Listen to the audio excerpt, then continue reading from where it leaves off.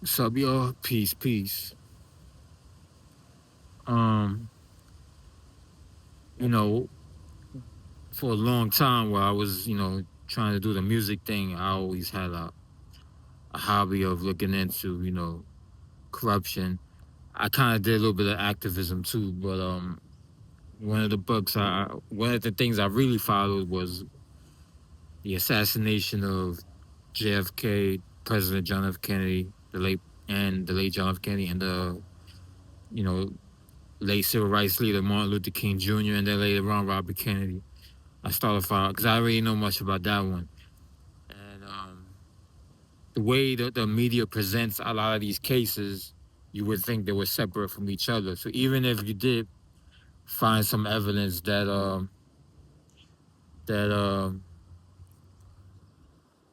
that there was a conspiracy, a domestic conspiracy to murder Kennedy, the evidence would show. Or I mean, I had to move around. Um,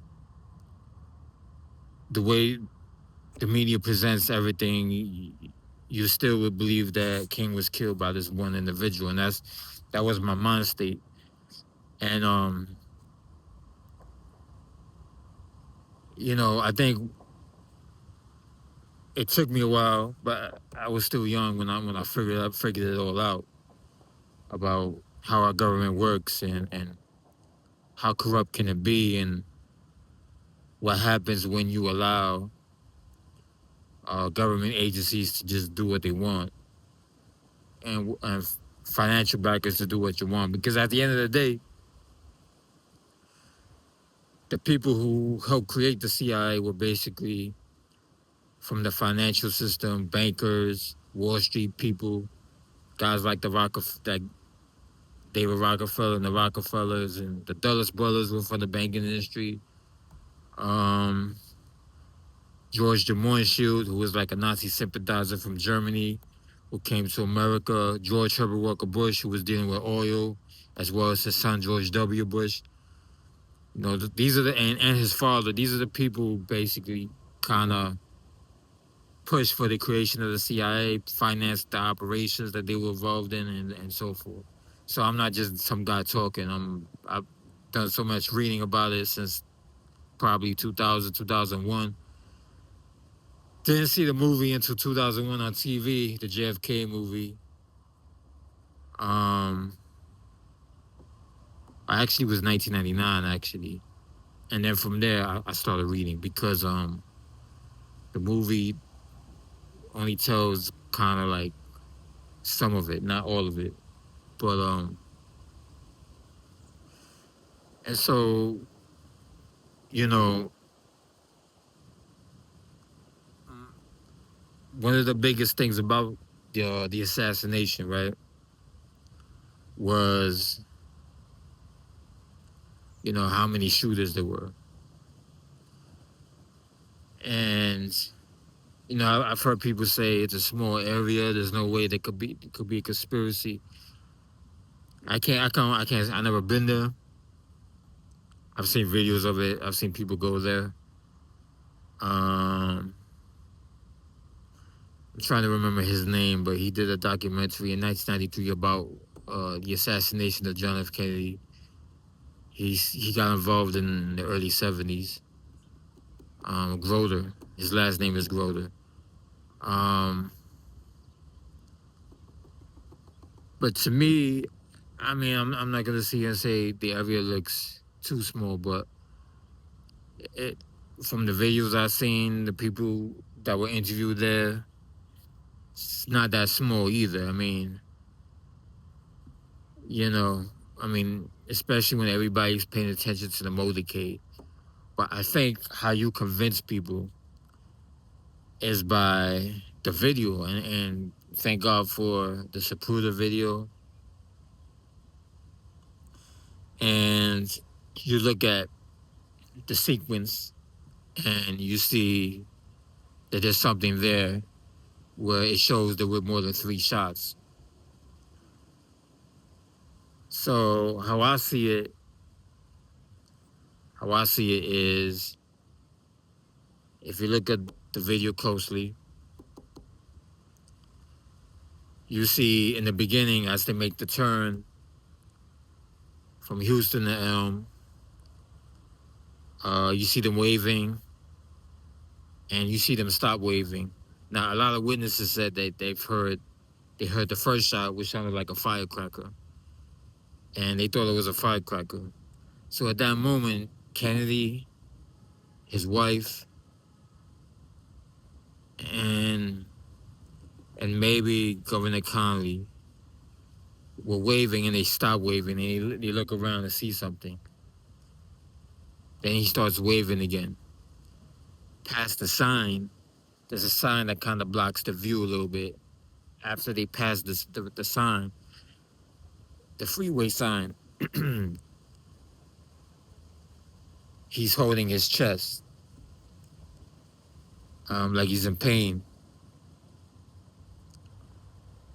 And I think we all agree that from the evidence presented by Groder and by other people, that was probably most likely a shot that came from the front that hit his chest. And by the way, I'm not here to make John F. Kennedy look like a saint. He supported the Vietnam War in the beginning. He was changing his mind at the end.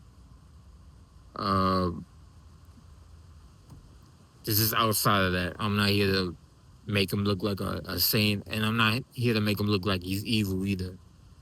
This is a crime, right? Crime of the century, broad daylight crime. So he's holding his chest, and then he falls. He doesn't fall right away. He falls to the left because he gets hit from the back. That's another shot. That's 3 shots already. So he's got 3 shots already. Then another shot, which is the second shot that misses everything. And that's the shot that most likely hits the Secret Service agent standing next to the triple underpass. And there's pictures of, I guess, a plainclothes agent or a police officer picking up what appears to be the bullet right after the incident, and he puts it in his pocket. You're not supposed to do that. So obviously he might have been FBI or CIA, and they were trying to cover it up right then and there. I think a few days later they were, because the concrete had the dent from that bullet, and you see like some construction workers breaking that apart. But that agent was supposed to pick up that bullet. He was supposed to keep it there. It was to have a forensic person pick it up with some kind of utensil, put it in the bag, like that. That's how it usually happens. He didn't do that. He picks it up with his own hand. He's not supposed to do it. He puts it in his pocket. He should have been in jail right after that. But in a major cover-up, nobody goes to jail because they're supposed to cover it up because they don't want the American people to know that it was more than one shooter. So 3 shots. No, 4 shots. So the bullet that hits that Secret Service agent, that plainclothes agent that picked up that bullet and put it in his pocket, that's a 4th shot. After that, I can't really say which shots came first, but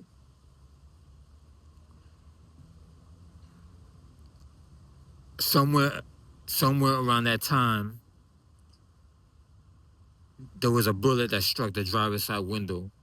And that bullet is clear as day because they got a picture of that limousine the day before, and there was no bullet in that driver's side window.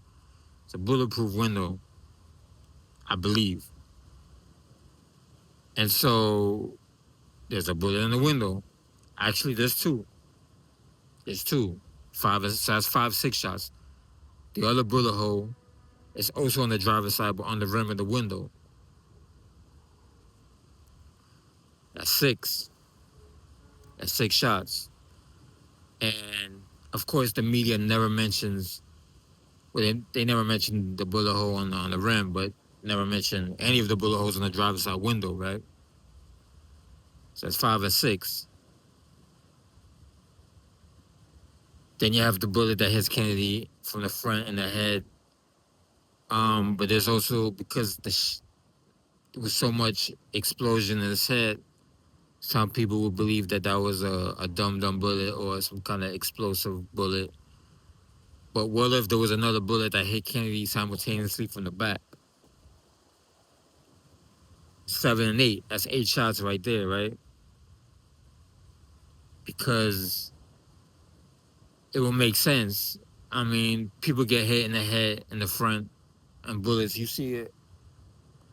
Many police officers see it, and it's a bullet hole. It's not like an explosion. So either I'm going with the theory that for a long time I went with the theory that there was an explosive bullet, but now I'm kind of going with the fact that maybe he was hit in the front and back. You know, so that's 8. So that's 4, 5, 6, 7, 8. I forgot to mention somewhere around the time Kennedy gets in the back, another shot hits Governor Conley. That's 9. When Kennedy gets hit, Governor Conley's not hit. He's holding his thing. And even Governor Conley admits that Kennedy gets hit, then he gets hit. And then he gets hit somewhere on the side. I can't, he said he felt like a punch in the back. I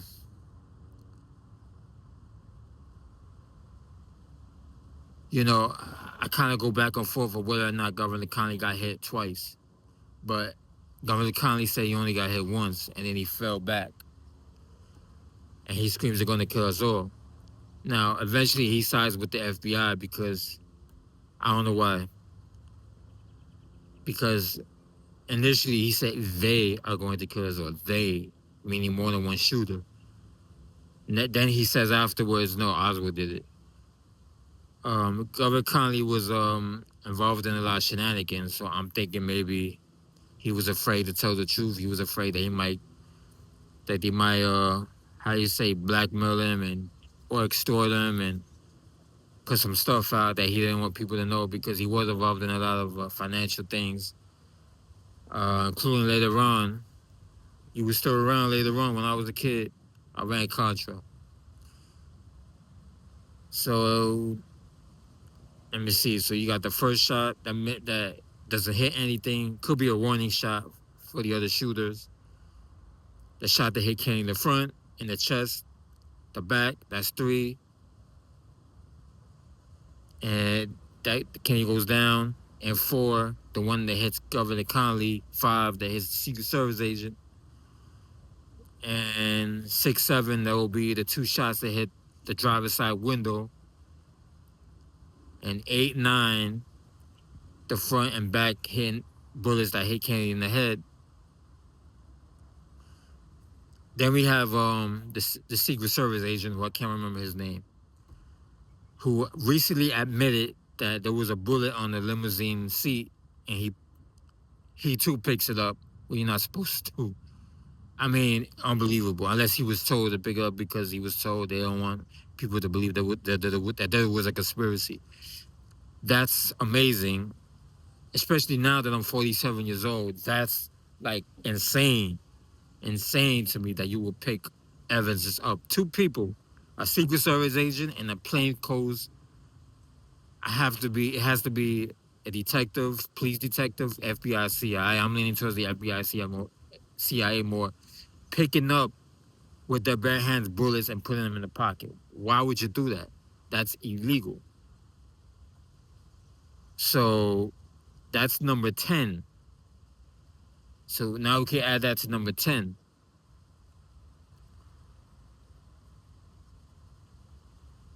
Somewhere in the middle of all that, and these are the bullets that we can count. And I know some people who are older than me have come to the conclusion that, well, it's just 4 shots. But when you have that many bullets, not even the most sophisticated digital imagery can capture all the bullets. It's just impossible, especially if they're shooting all at once. But Lyndon Johnson orders the car to be fixed after it's in the hospital and everything. I mean, completely, taken apart. And it might be my imagination, but weren't they bullets in the driver's in the passenger door? I believe there was, right? At least one. And I have to look at the video pictures again, but I know there was another shot. I don't know if it's the passenger side bullet, that driver side door that got hit by the bullet, or just another complete different bullet that may have struck the car. I know there was an 11th bullet. There was more than one shot that from what I've heard, hit the door, because most of the shooters were shooting from the right.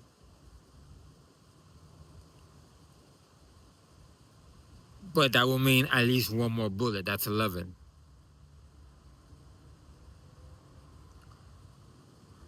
So that's 11 shots.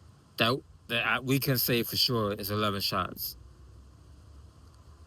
So 11 shots, 4 shooters, some backup shooters just in case. Just because you see somebody with a rifle doesn't mean he actually shot anybody, but doesn't mean he was innocent either. It just means that maybe he was a backup shooter.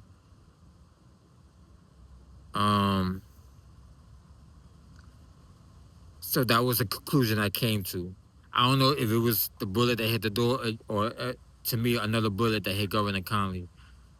But I counted 11 shots. And so I'm sticking with the idea that there were 11 shots fired that I can count, that can be verified. And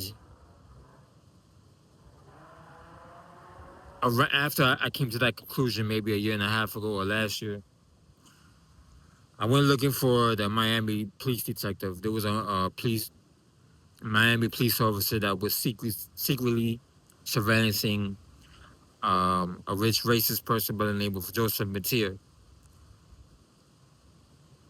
His friend turned informant because his friend got nervous about him talking about Kenny's going to be killed and they're going to do this and this and that. So he foreshadowed all that. There's also a picture of a man that looks like Joseph Mateer in Houston Street. I believe it was Joseph Mateer. He told his friend that he was there. So his friend went to the Miami, I think his last name is Somerset, went to the police. They did surveillance on the apartment, even though he's from Atlanta, Georgia. They did surveillance in Dade County, in the apartment that Mateer was staying in. And the tape is clearly saying what's going to happen. But I wanted to see if this particular Miami detective, undercover police officer, had did any interviews after that. I only found one. And so, randomly, I just decided to watch the interview to see what he says. I was shocked.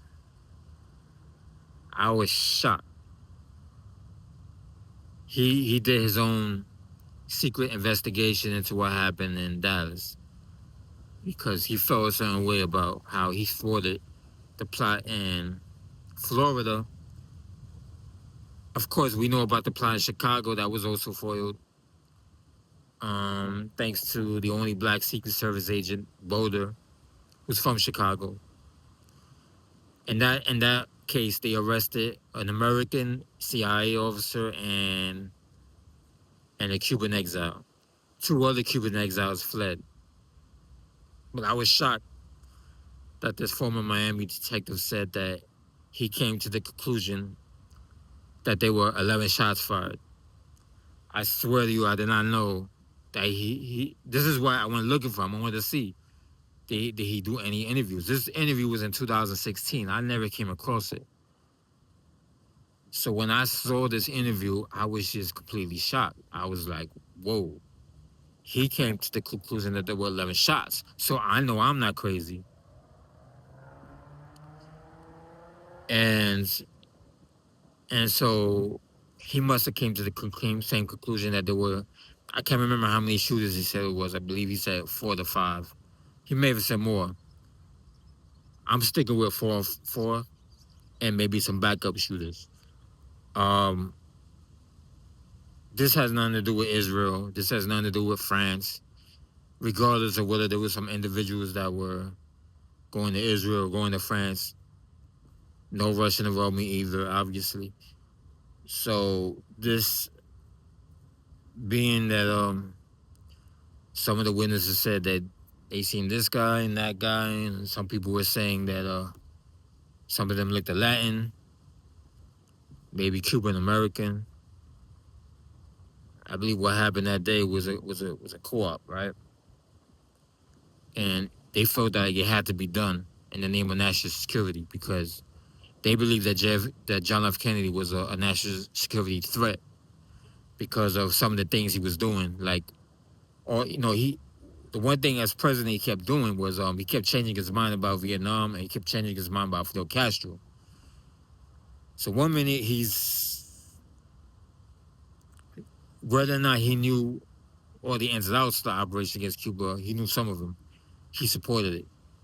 So John F. Kennedy supported the Bay of Pigs, but then he says he never supported the air cover for the Cuban exile troops, which is like a slap in the face in the CIA and the Cuban community in Miami. It's like what the hell, bro? Like you told us you're gonna protect us. You're the president. You ain't gotta say you to protect us. You ain't gotta say that you're going to protect us. You just send us out there and you protect us, regardless of whether you keep your promise or not about the air support. And he didn't do that. Kennedy didn't provide the air cover support. Even if he promised it or not, he didn't do it. So for the Cuban exile community in Miami and for the CIA, they felt like he was a traitor, like legit traitor. Now, make a long story short, I think the last straw was when Kennedy decided to, and Robert Kennedy decided to meet with Fidel Castro. And that meeting date was going to be November 26, 1963. That pissed a lot of people off, especially in the middle of all that. You got Operation Mongoose. Robert Kennedy is kind of supporting. He's got a separate operation against Fidel Castro going on, but then he's got Operation Mongoose, supported by the president. But then the president shuts the training camps down because he said he didn't know all of it, which I believe that to be true.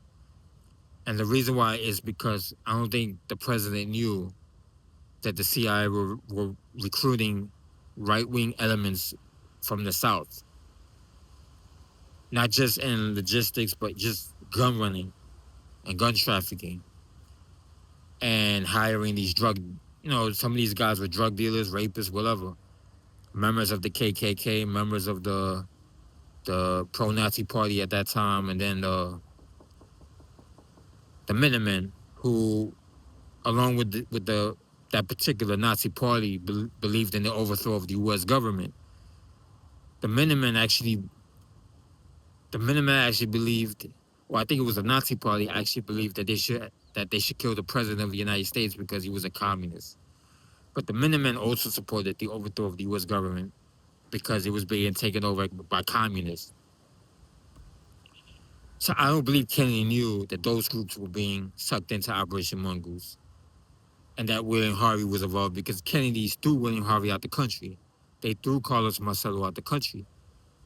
If you're throwing those guys out the country and they're involved in Operation Mongoose, how the hell did they know? They didn't know.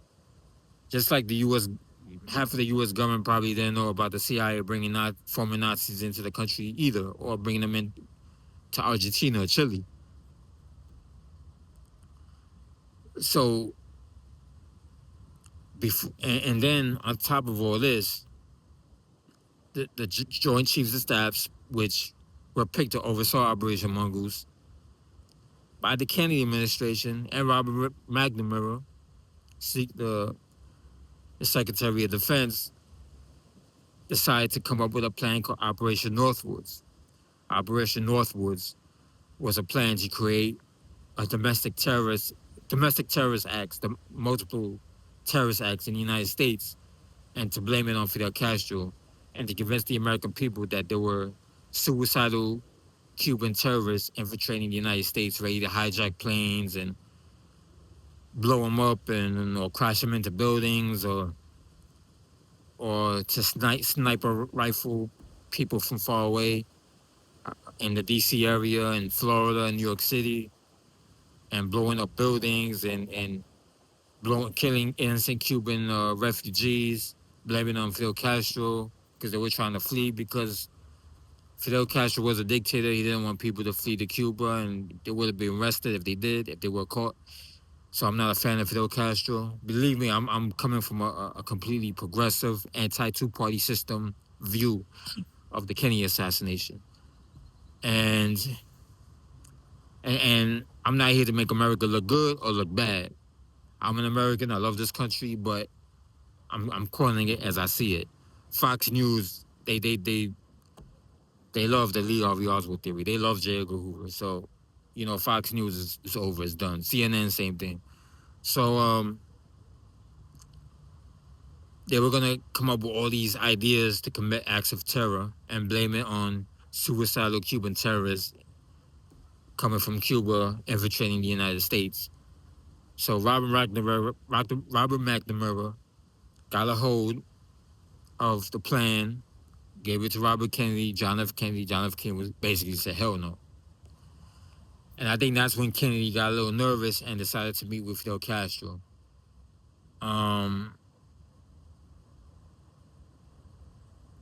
He wasn't a traitor. I think Kennedy knew that Fidel Castro was a dictator. By the way, when Kennedy came into office, he was going after Fidel Castro. He was also going after the mafia, and he was also trying to get rid of the CIA.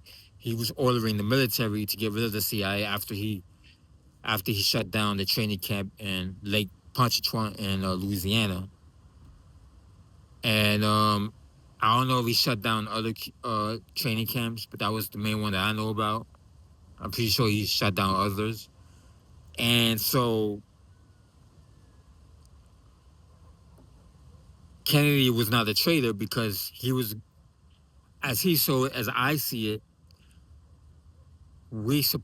after we supported Bautista and we decided to get rid of him because of the Cuban Revolution, the CIA and the mafia decided to support Fidel Castro and his movement.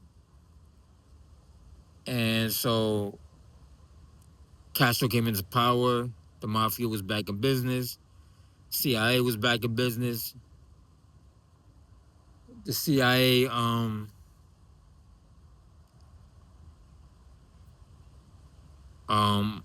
were there when Fidel Castro murdered, I believe, 72 to 77 unarmed opposition leaders. That was a mass slaughter.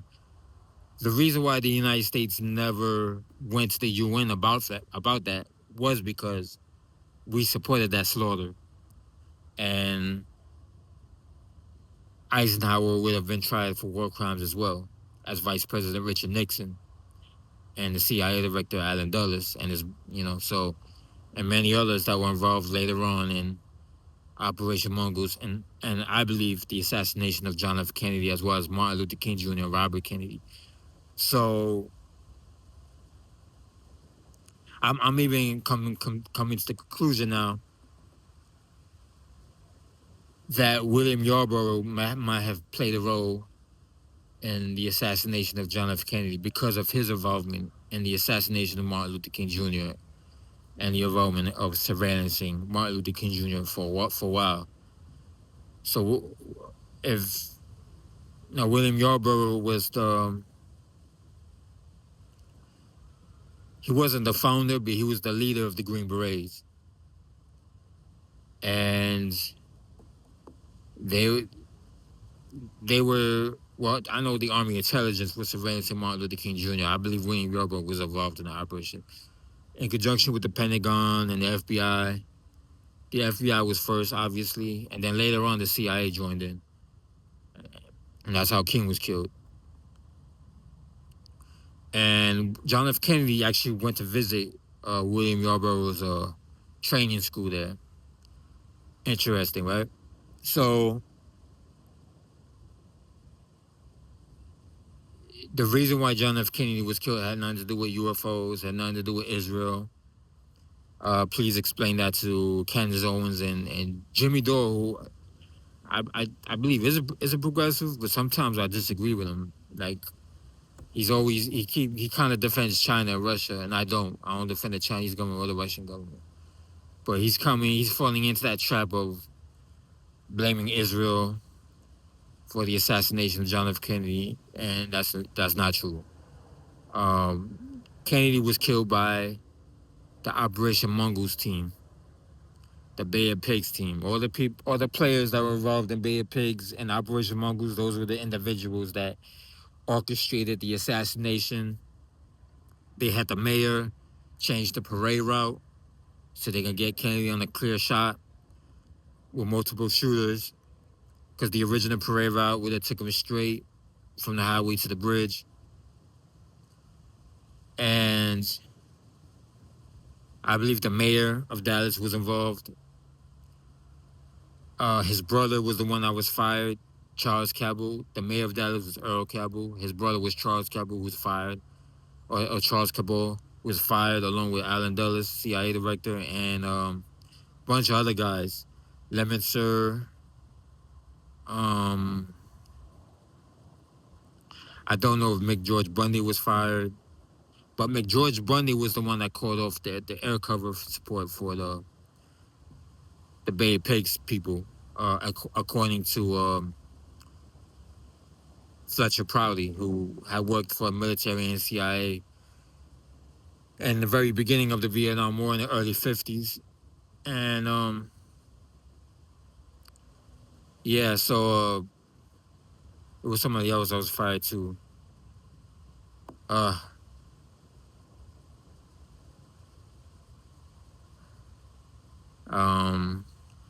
think Ted Shackley, but I feel like I'm missing one person. But anyway, the main result was the fact that Kennedy was considered a traitor, a liar, and being deceitful for not providing air cover, and being a traitor because he was going to meet with Fidel Castro in November 26, 1963. And also, and I believe this is how it was different. It wasn't one meeting. It was different meetings with the Bay Pigs people and the Operation Mongoose people. That it may have in one meeting. It may have involved Jack Ruby and the Mafia and some of the right-wing shooters. At another meeting, it was Cuban exiles and some CIA people and business people, like the one with Clay Shaw in Louisiana. And it may have been another meeting with strictly Nazis that were working for the CIA at the time. But the main result was hit, and I could picture what was going on in the meetings. And at the meeting, what I'm saying, I could picture them, cursing and be like, "Oh yeah, November 26th, you're gonna meet with Fidel Castro? Well, fuck that. We're gonna get you 2 days before that." And then that's why they picked that day, November 22nd, or 3 or 4 days after that. It might have been November 24th if he was gonna meet with Fidel Castro, but I believe it was the 26th. So, and they were also sending a message to Robert Kennedy and his whole administration, Robert McNamara. Oh yeah, we're gonna meet with Fidel Castro on this day. You ain't gonna make it to this day, motherfucker. They get you a week before. They're gonna get you 5 days or 4 days before that. And that's what happened. Kennedy has stepped on the wrong people. And it's not about democracy, it's not about justice, it's about, you scratch your back, you scratch my back, I'll scratch yours. You do this to me, I'm gonna get you. It's almost like criminals, you know what I'm saying? Basically that's what it is. And there were so many people involved locally that they just had to cover it up. And so yeah, that's my conclusion specifically on the reasons and that day, how many shots were fired. 11 shots were fired, in my opinion. I'm probably right because the former Miami, retired Miami police detective came to that same conclusion, 11 shots. And has nothing to do with Israel, had nothing to do with the mafia, although Carlos Marcello was involved, and Johnny Rossetti, who had to do with the invasion of Cuba and being a traitor and making promises you can't keep. Because a lot, and to keep it real, politicians lie all the time. They say one thing, then they say another. They do one thing and then they do another. Can't trust them, Republicans and Democrats. So that's basically what happened. I mean, he took him out before he could meet with Fidel Castro. So yeah, I said everything I needed to say. Please comment if you want, subscribe, press like, and peace.